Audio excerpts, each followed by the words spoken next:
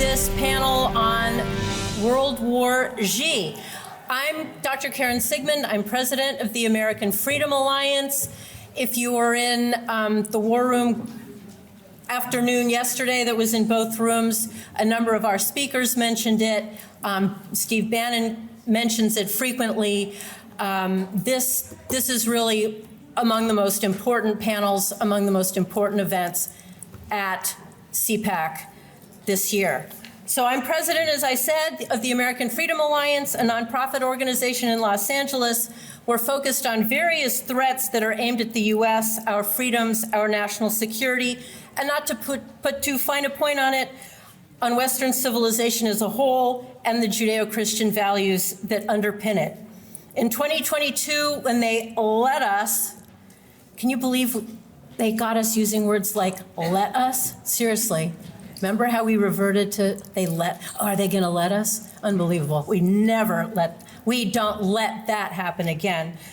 And when they let us have conferences again, we held one on propaganda and followed that one up with one on the globalist puppet masters, the World Economic Forum, the World Health Organization, the UN, and other globalist organizations and entities that seek to undermine national sovereignty and bring us all under global totalitarian rule. Then in 2023, we held essentially a follow-up to that conference, World War III, the early years. It was a powerful event in Los Angeles, and we featured for 2 days literally the A-list in terms of issues related to the dominant national security threat, the Chinese Communist Party. And we revealed the myriad ways in which the tentacles of the CCP and related entities were wreaking unbelievable destruction in ways that are sometimes obvious, but too often incremental and subtle. What we wanted to do today here at CPAC was get the old band together again and bring you a condensed and updated sort of highlight reel of what this World War III looks like now. In fact, we're calling this one World War Z out of recognition that at some level, nearly every aspect of this war is related to or influenced by Xi Jinping and his Chinese Communist Party. Note, this is condensed. When we did our 2-day event, we had 2 days, and our speakers were able to speak from 20 minutes to an hour on these topics. Today, we are asking them to keep their remarks to 12 minutes. We've got to keep it moving really quickly. And you all know who's going to be keynoting, right? Yes. Who? Yes. Steve Bannon. Okay, so this is all incredibly important information, and Steve Bannon will come and wrap this all up for us. Also, just so you know, all the video that we create and will be creating here is on our Rumble channel, and the content from this event today will be disseminated by a whole lot of groups. So keep your eyes peeled. And for the longer versions, again, go to Rumble. We thank you for being here and for recognizing the very real threat that we face and its urgency. So thank you for being here. I would like to first bring up Frank Gaffney. He's the founder and executive chair of Center for Security Policy and the vice chair of the Committee on the Present Danger China. Both of those organizations are sponsors of this important event. His most recent book, The Indictment, was the first published book under the Warham imprint of Skyhorse. He will be speaking to us today on World War Z. Please join me in welcoming Frank Gaffney.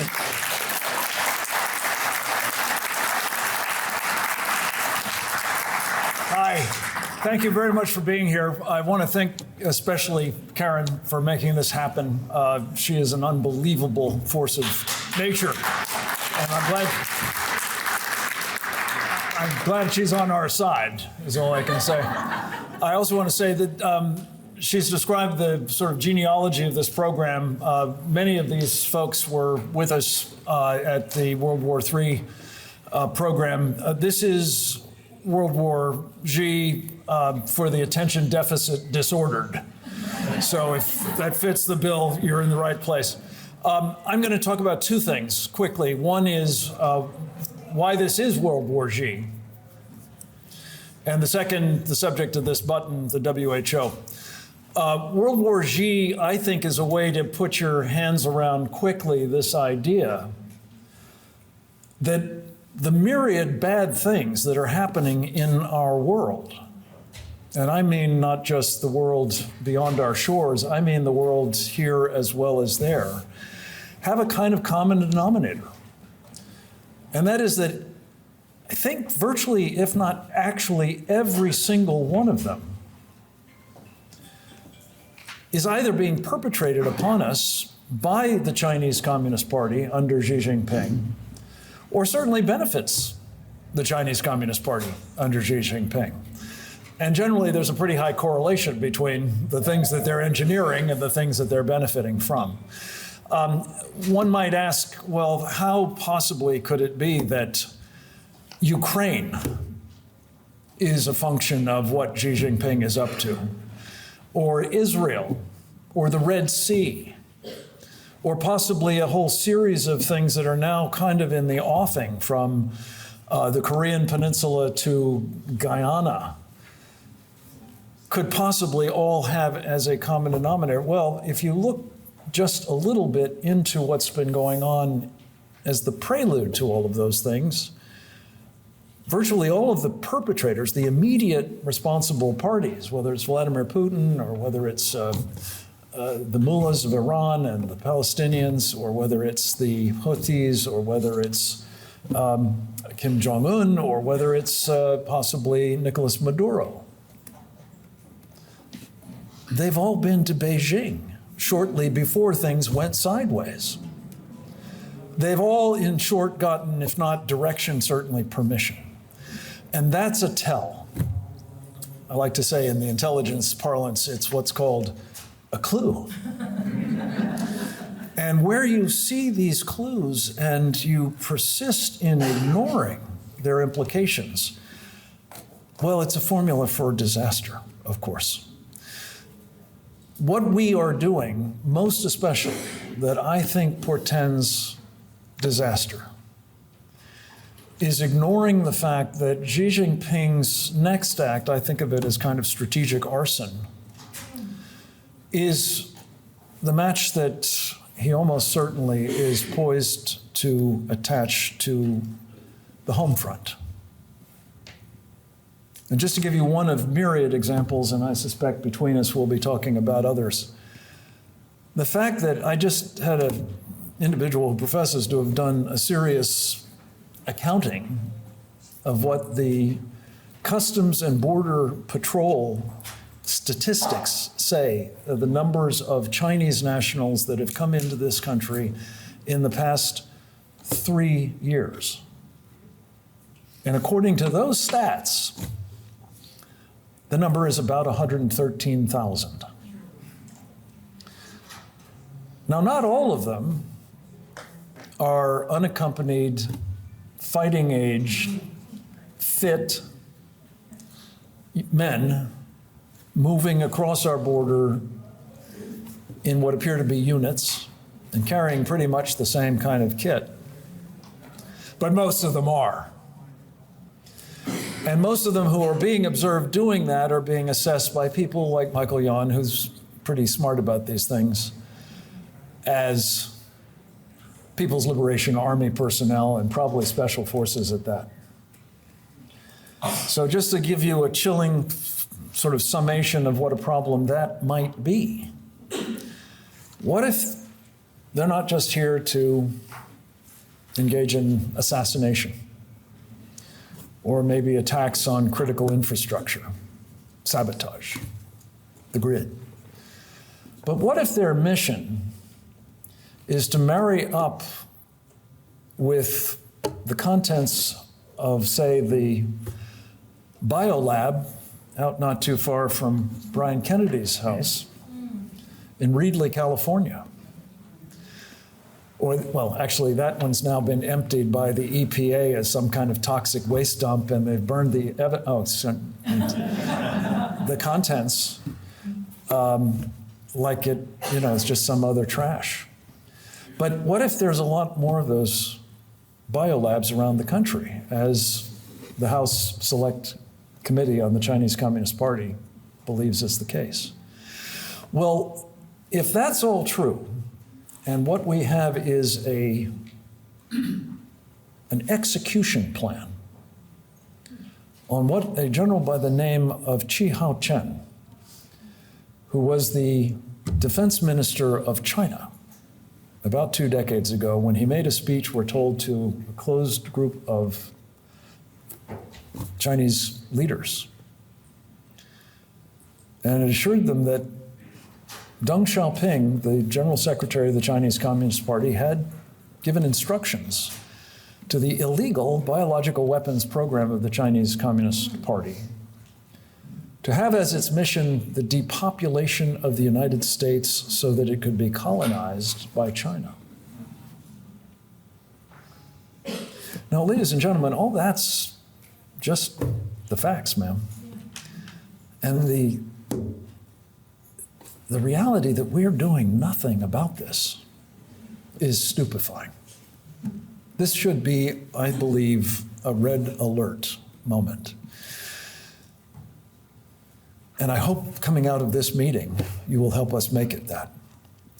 There are a lot of people here who could help, and we need them enlisted by good folks like yourselves. I'm going to quickly just say a word about another line of attack in what those of you who've been following all of this with our Committee on the Present Danger China, led by Brian Kennedy, the webinars on which I think everybody here has participated, usually on numerous occasions, of our Committee on the Present Danger China. And if you haven't been, please subscribe to them, check them out, learn from them, pass them on. But one theme that is a running focus of those is this unrestricted warfare that the CCP has been engaged in for decades. They copped to it publicly in 1999 when 2 colonels in the PLA, the People's Liberation Army, wrote the book describing how they were going to do it. One of the lines of attack that has gotten essentially no attention at all, and could be really our undoing, is the focus on weaponizing multilateral organizations. I'm told that the Chinese Foreign Service has an entire cohort that are trained to take control of and manage and weaponize organizations like the World Health Organization and the United Nations and others. The World Health Organization, they have actually put in charge, not a Chinese national, but a Marxist from Ethiopia, said to be a terrorist, by the way, in his role in the government of Ethiopia, by the name of Tedros Ghebreyesus. Tedros Ghebreyesus brought us much of the misery associated with the COVID pandemic. Why? Because even though his entity was just an advisory body, he took the Chinese Communist Party's playbook. Where did the virus come from? What was its nature? How communicable could it be? What needed to be done to address it? The whole party line. And he basically helped us adopt it here in the United States and brought us the lockdowns and the mask mandates and the social distancing and the jabs with inadequately tested vaccines and vaccines.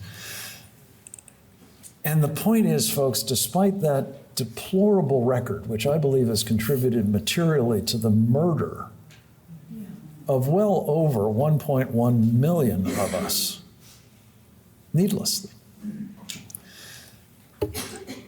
the idea is they're going to make him even more powerful. They're going to give him the authority to dictate whatever he deems is a, quote, public health emergency of international concern, and he will tell us what we have to do about it. Yeah. Now, again, there are people who have studied this closely, my friend Reggie Littlejohn, and there's Dr. Merrill Nass and others in the room who are very knowledgeable about the medical implications of all this. I just want to say a final word about, I believe, the nation-ending features of this.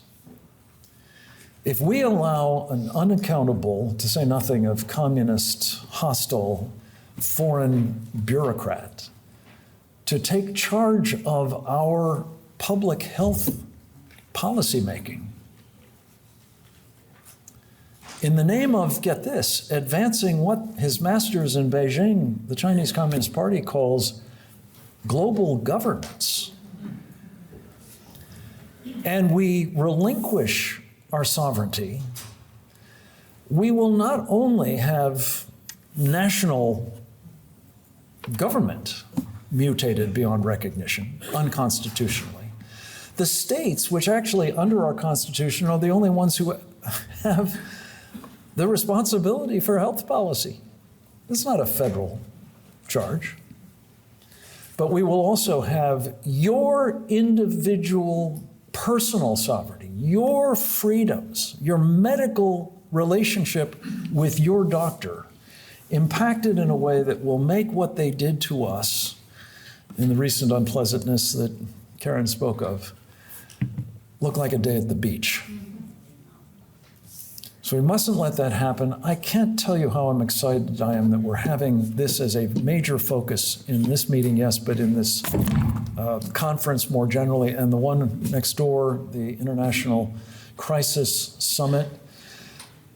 And most especially, I want to thank our friend Bill Walton, right here, who you'll be hearing from momentarily, who authored the resolution that was adopted by the CPAC board yesterday to call for our, well, it's my words, not theirs, departure from, defunding of, and the defanging of the World Health Organization. Let's do it.